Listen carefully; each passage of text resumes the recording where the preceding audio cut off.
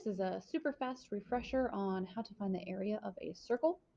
We know from previous studies that the area of a circle can be found by doing pi times the radius squared. So in the case of our first circle, we have the diameter, we have h.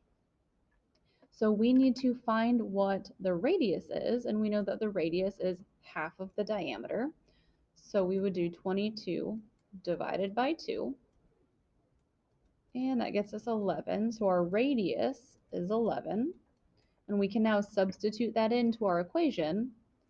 Area equals pi times 11 squared. I know that 11 squared is equal to 121. So then I just do pi times 121. If you have a pi button on your calculator, great. If not, you can use 3.14 for the time being.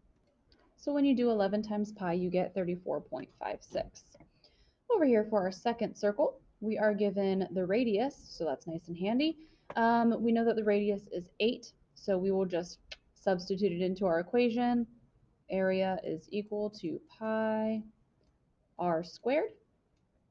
R is, of course, 8. So we will do 8 squared and get 64.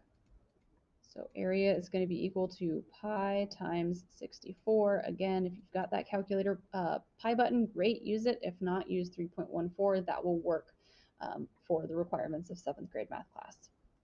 And when we multiply 64 by pi, we get 201 and 600ths. Now, of course, both of these numbers, the area for 1 and 2, were rounded because pi is irrational and it will go on forever and ever. So I just rounded to the hundredths place. Check your instructions to see what place you should round to, or if you should leave it in terms of pi. Sometimes they might want you to just put 121 pi or 64 pi. Either of those would be fine, depending on your set of instructions.